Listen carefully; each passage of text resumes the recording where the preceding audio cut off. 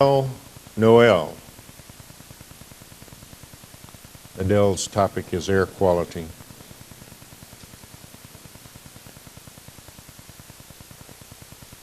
I'm here today to provide information about air quality in Central Texas, in particular ozone. Ozone is good up high, bad nearby. Up high, it protects the earth from harmful ultraviolet rays.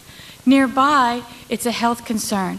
It shortness of breath, coughing, wheezing, headaches, nauseous, throat and lung irritation, and asthma. Young people, the elderly, and those with pre-existing respiratory conditions are the most vulnerable. But even healthy adults can be affected.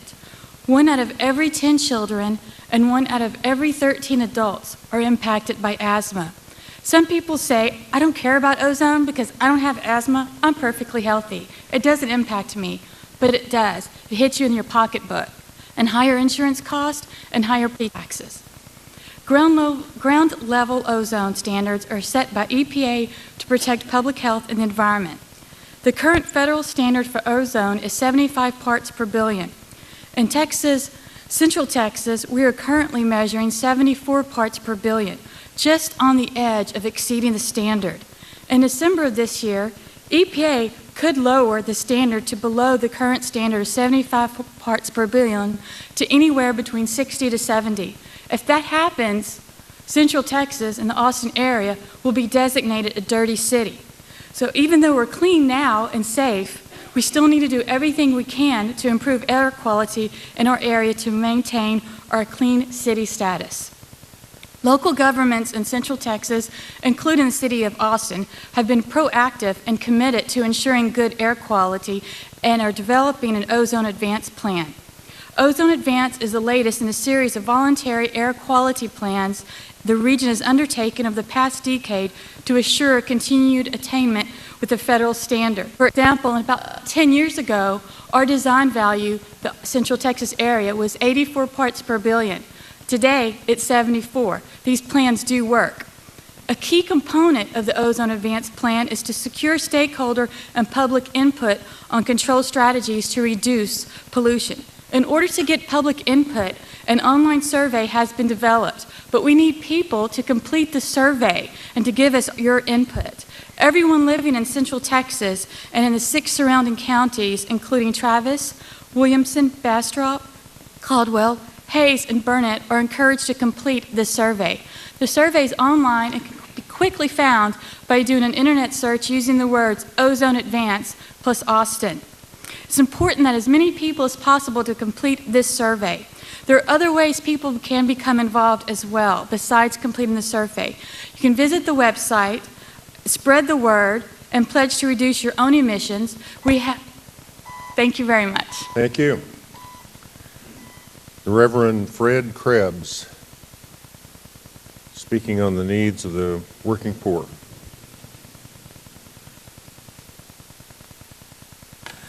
Mayor Leffingwell, council members, city manager, city attorney. My name is Fred Krebs. I'm pastor of Prince of Peace Lutheran Church and a leader with Austin Interfaith. I'm also a board member of Capital Idea. We thank you for the city's investment in Michelle, John, and the many other graduates and students of Capital Idea. It's an important work of justice and opportunity. It's also an important work of economic self-interest and economic development. As we have shared with you before, the University of Texas has calculated that the return on investment to taxpayers is 501% over 20 years, or the equivalent of a 17% annual rate of interest. Graduates last year began their careers at $19.11 an hour with benefits. With your investment, they transformed themselves from people needing public assistance to becoming substantial taxpayers themselves. There is much more to do. Over 100,000 Austinites get up every morning and go to work, yet do not earn enough to support their families. This is both a need and an opportunity. Every working poor adult we support to enter into a good-paying career in Austin industry pays back the taxpayer with 17% interest. As we head into the budget process, we urge you to continue the city's $1 million investment in Capital IDEA. Thank you. Thank you. Ray Nadler Olenek, water fluoridation.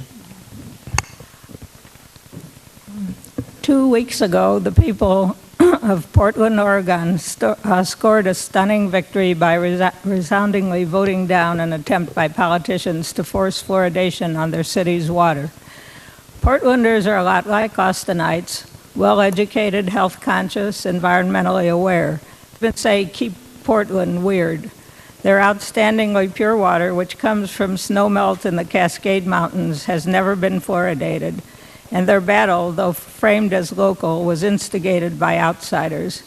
In summer 2011, DC-based fluoride lobbyists with unlimited funds and the corporate print media in their pocket crept into town and, acting through a local health PR group called Upstream, began to secretly lobby the 5-member at-large city council.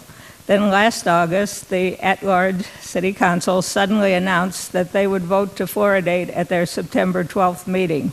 Meanwhile, their decision already made, they staged a September 6th mock hearing during which they heard 6 hours of citizen input, most opposed to fluoridation, before dismissing it.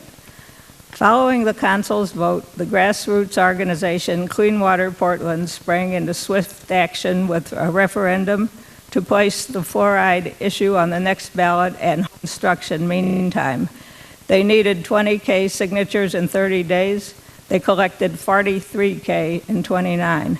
They spent the next 6 months till the May 2013 vote educating a public already outraged by the council's stealth campaign. In the end, it wasn't even close.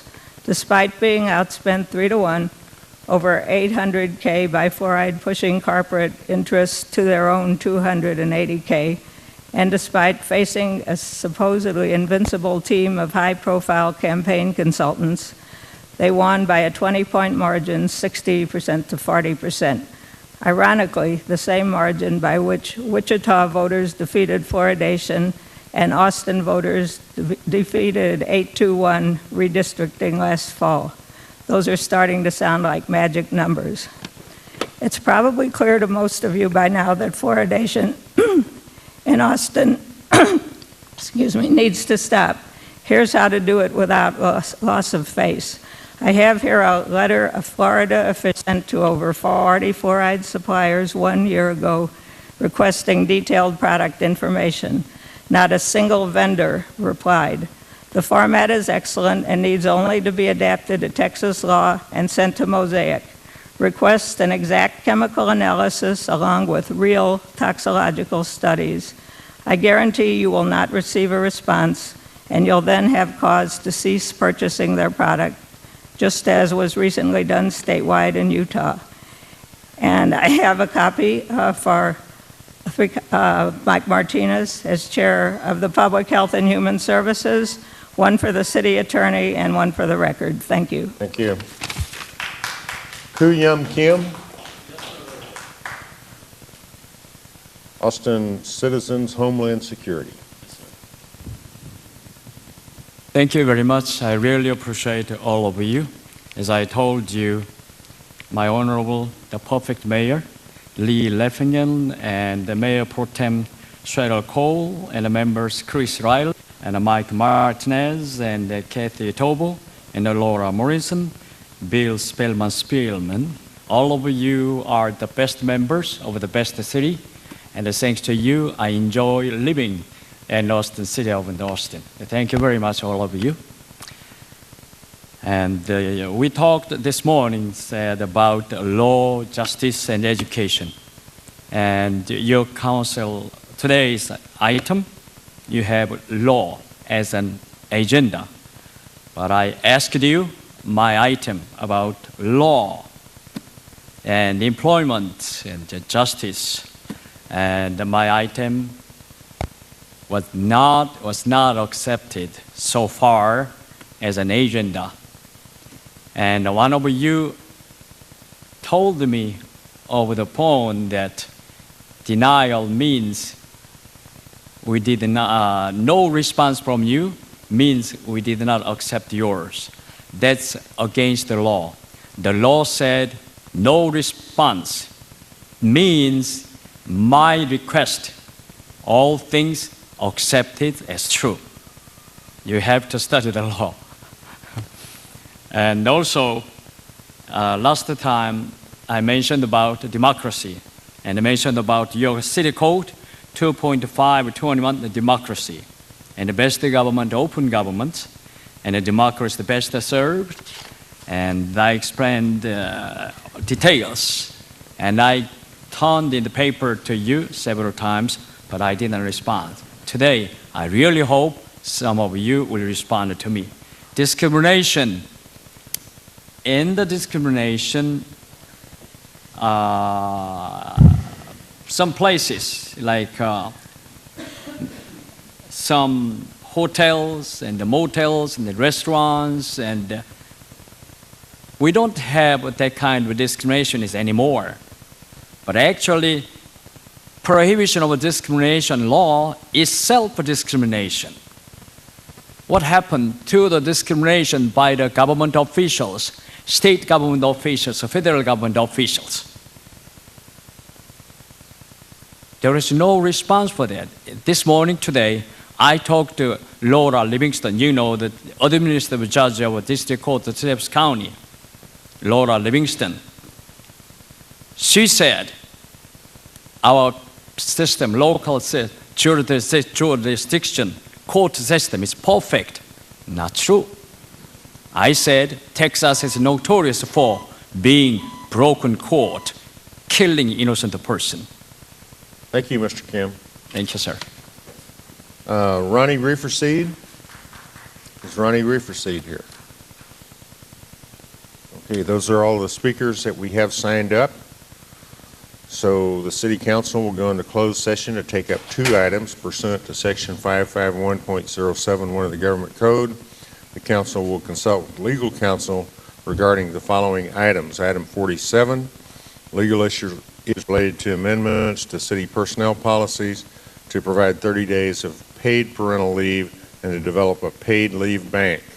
And item 61, legal issues related to City of Austin 2013 labor negotiations with employees in the fire, police, and EMS departments, noting that items 59 and 60 are withdrawn. Is there any